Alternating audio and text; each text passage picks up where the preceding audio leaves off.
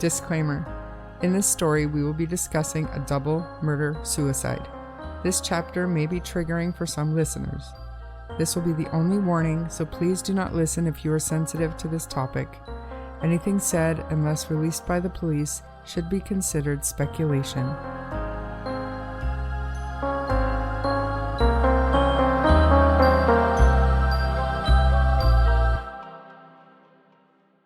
Hey, what's up? It's been a while. Today the story's pretty wild. Today's story is of Desiree Stepperfien. Stepperfien?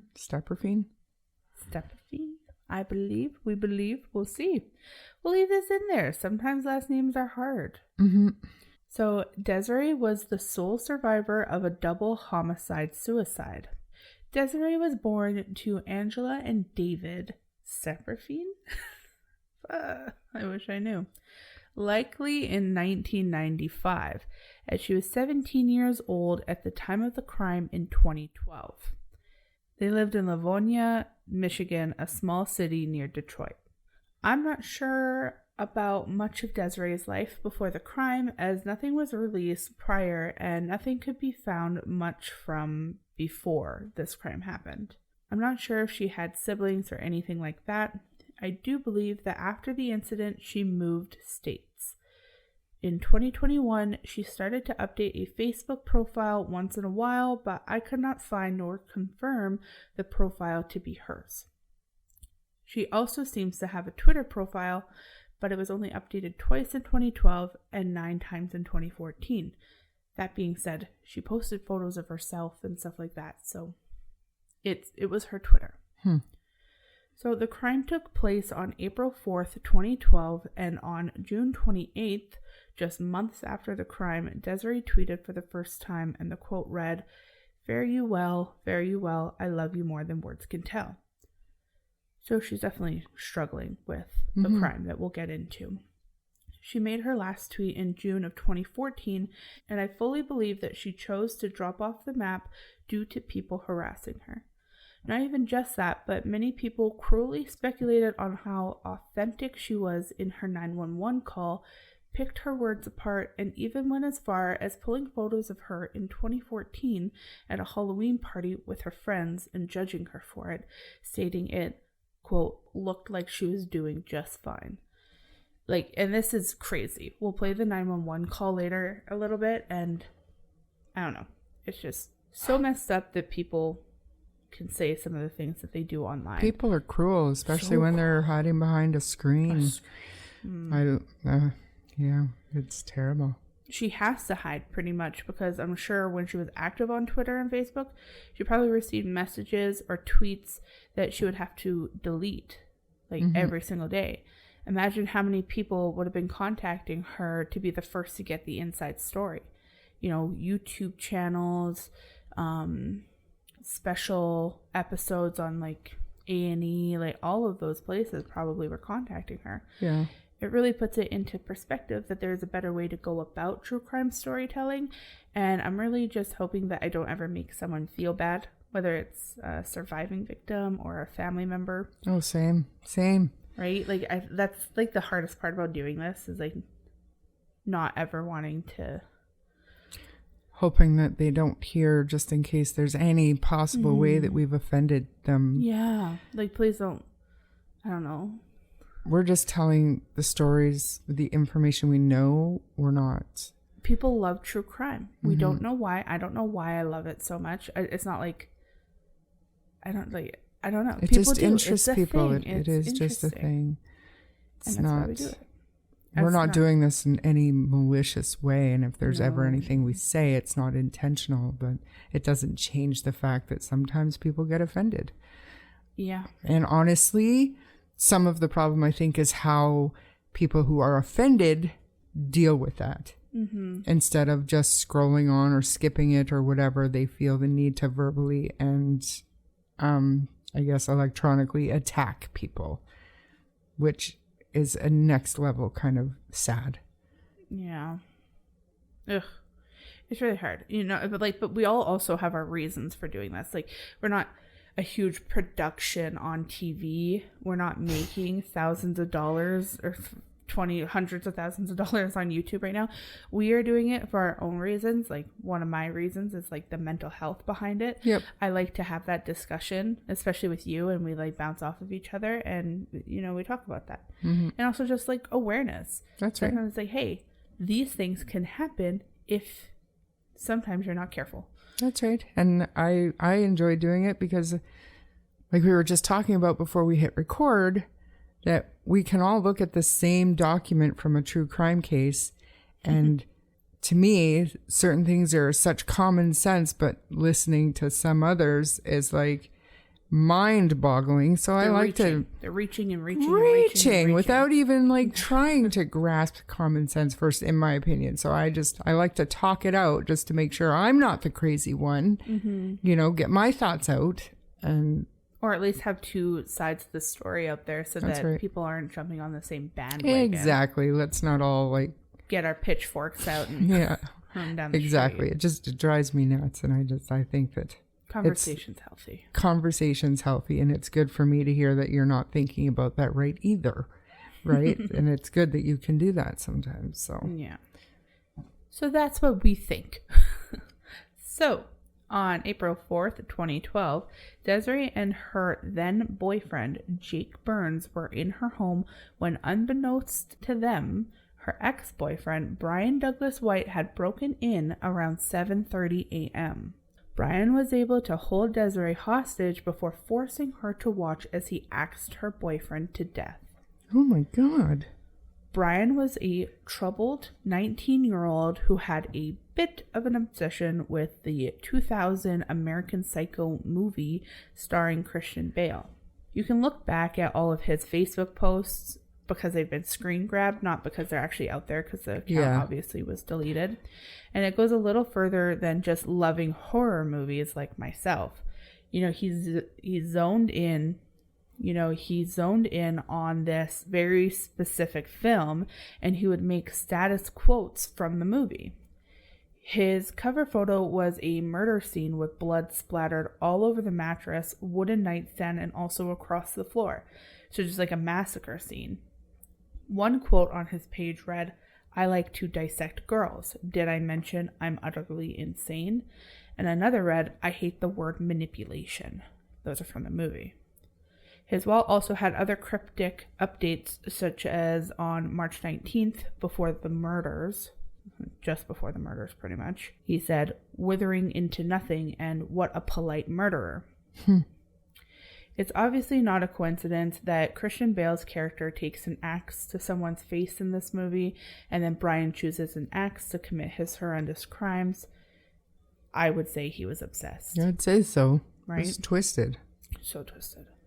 There's not much information, but we know that Brian would have been in the house for about 5 hours before Desiree was able to call 911. Within that 5 hours, Desiree was held hostage, beat, and forced to watch her ex-boyfriend murder her current boyfriend. I'm going to play the 911 call so everyone can get a sense of the timeline in Desiree's eyes. Let's listen. Hawaii 911, what's the address of your emergency? No, there has been a murder-suicide. There is no survivors. Please send Okay, help. what's going on? What's going on? My ex-boyfriend broke into my house and killed my current boyfriend and then killed himself. Okay, did you just find them?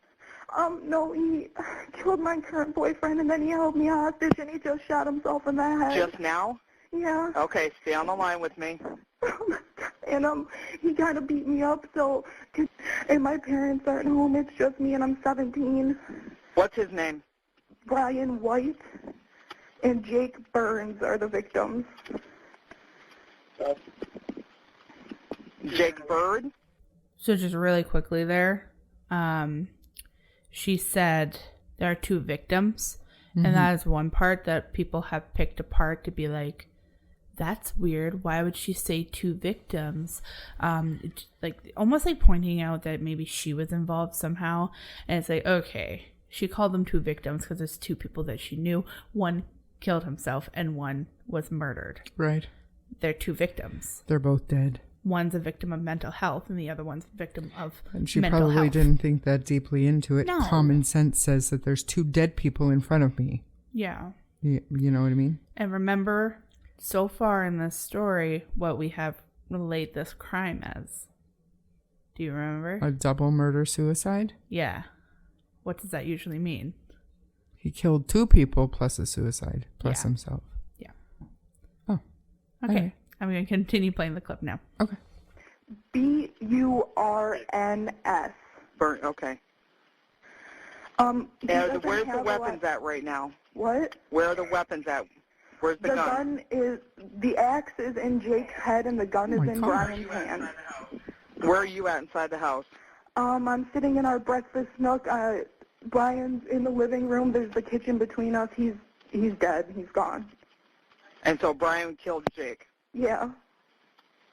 Don't He's in my touch bedroom. anything, okay? Can you do me a favor? Can you go sit on the porch? Yeah. What's your name? Desiree Staperfenny. I can't walk, so I have to. You can't walk. Okay, just stay there. Are you still tied up? No. Okay. Do you need an ambulance? Oh my God. What's Desiree? Yes. Okay. What happened? Oh, I put too much pressure on my leg. Okay. How long did he hold you guys captive for? What? How long did he hold you captive for? Oh God, since like 8 o'clock. Since 8 7:30. o'clock this morning? Yeah. Did he break into the house? Yeah, my mom. He watched my mom leave, He watched and your I mom? guess came in when Jake and I were sleeping. Okay. Yep. Okay. Are you on the porch right now? Yeah, it's. Sorry, my leg really hurts. No. That's okay. Do you need an ambulance? Yep. An ambulance? No. A medic? Yes. Yeah. Well, that's what's going to be on Like, the I don't need ambulance. to go to the hospital. Okay. I just want to get these bodies out of my house. Okay. Yep. We're on the way. Okay, thank you. Are you going to stay on the line with Okay. me? Nope. Her mom left for work, and there's nobody else in there, correct? Correct. I can call my dad. He works at 6 in Haggerty, so he can be home in about 10 minutes. My mom doesn't have a cell phone, so I don't know how to get a hold of her because she doesn't have a job. She got picked up by a friend this morning. Okay. All right, but there is nobody. Just confirming, there is nobody else in the house. No. Okay, and where does Brian live at? Where would he be registered out of? 5 in Newburgh. I don't know his address. You don't It's know on his Houghton address? Do you know Street. he lives on Houghton? Yeah. Okay. Do you know His car is here in his mom's name. He wants me to call his mom, but Yeah, no, don't worry about that. We'll take care of that. yeah, my cell phone's inside. I grabbed the house phone because he Yep. had my cell phone when he shot himself, and I didn't even want to look. No, that's fine. Okay. Do you know what his middle name and date of birth The are? cop is passing me right now. Okay, yeah, he's probably just going to park just down the street. Okay. Yeah. Thank you so much. Okay, no, not a problem. Just stay on the line with me until he's up there with you, okay? Okay. I can't walk. He beat me up. I can't walk. Do you know what Brian's middle name is? Douglas. And do you know what his date of birth is? Tomorrow he would be turning 20. He would be 20 tomorrow. There's no one else in the house. They're all dead. Yeah, the officer's coming up to me right now.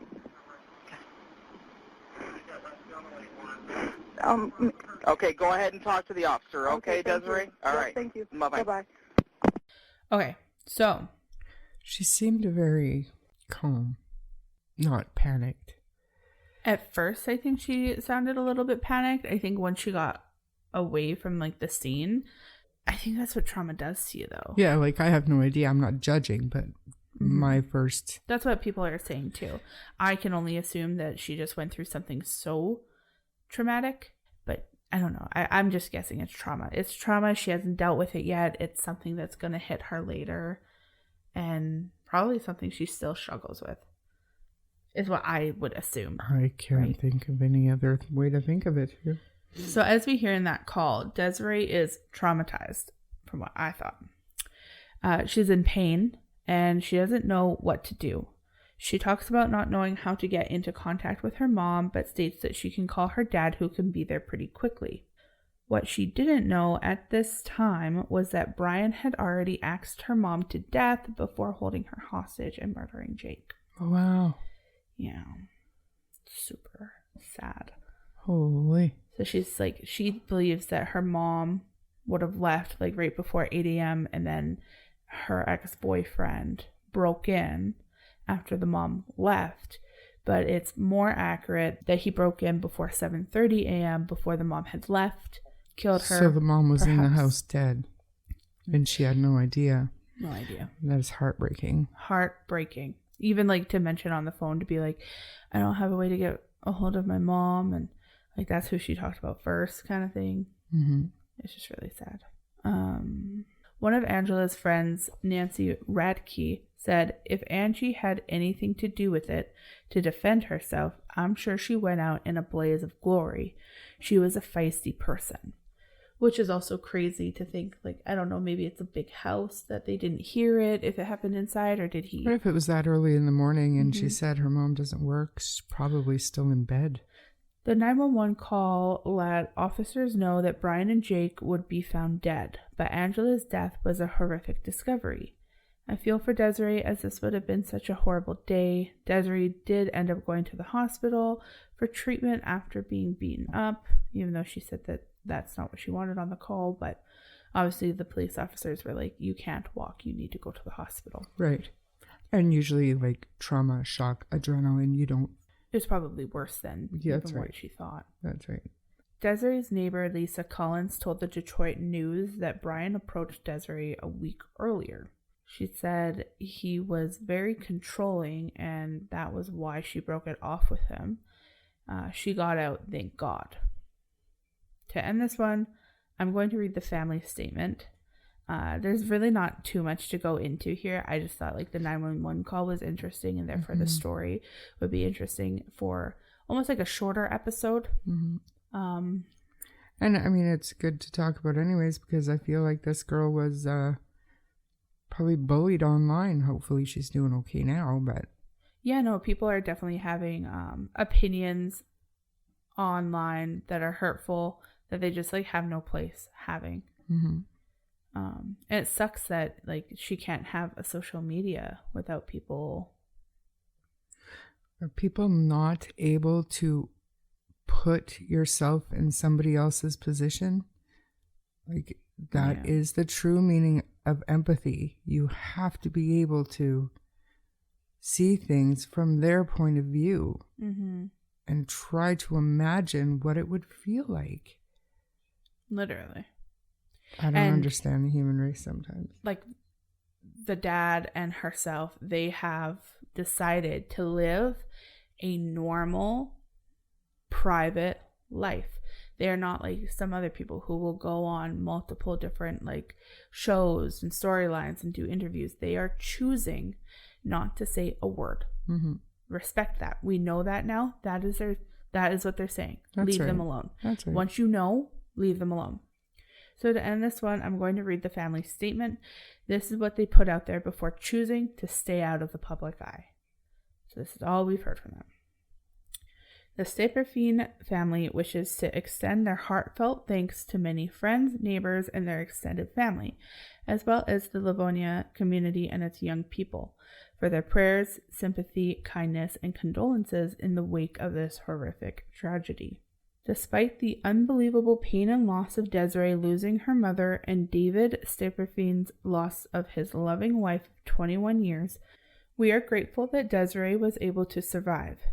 It is the one shining miracle we all hold on to in the face of this unthinkable event. Our sympathies also are with the family of Jake Burns. He was a family friend that the Staplerfines welcomed into their home as they had done countless times for others. David and Angela both have extended their hospitality and hearts to so many. It is comforting to hear what an impact such graciousness has meant for others, and we appreciate the kind favors you have given from your own hearts at this time of need. The family will be setting up the Angela K. Staplerfine Fund for those who wish to donate toward funeral and other expenses. It is so deeply unfortunate that a simple breakup would cause such an everlasting pain and loss. Please know that the Staplerfine family is resilient, strong, and with courage. If anything in this world is a testament to such a thing, it is Desiree's survival. She is a wonderful reflection of her mother's strong convictions and her father's calm, steady guidance. We can only hope that other young people will understand that a breakup is not a permanent loss, but a gateway to another path. Had the perpetrator of these killings understood that healing is a better alternative to anger and hurt, nobody would be experiencing anything but the continuation of their lives. God bless the Saperstein family and friends. P.S. Desiree would like to thank the officer who first arrived on the scene for his compassion and care. It's sad. It's Very well sad. thought out, but it's sad. That is all. And thank you to everyone who listened to this chapter. Again, it's a short one, short and sweet, but I find the 911 call interesting, and that's why I wanted to do it. For sure. I get it. Mm-hmm. It's sad. And we don't know what mental illness Brian suffered from. At least depression, I could assume. Mm-hmm. But yeah, no, there's not very much information released on this one at all. They don't dive into it, and you can't really find police investigation documents or anything and like that. that's pretty common with murder-suicides. Yeah. It's locked down. That's terrible, though. So if you enjoyed this episode, please subscribe to the podcast and share it with your friends. If you don't mind giving us a 5-star rating, it will help our show grow. You can also find us on Facebook and YouTube at True Crime Story Podcast, where the discussion can continue. If you wish to contact us, you may do so via email at truecrimestorypod@gmail.com. I'm Brie. And I'm Shar. And we'll see you on the next chapter. Bye. Bye.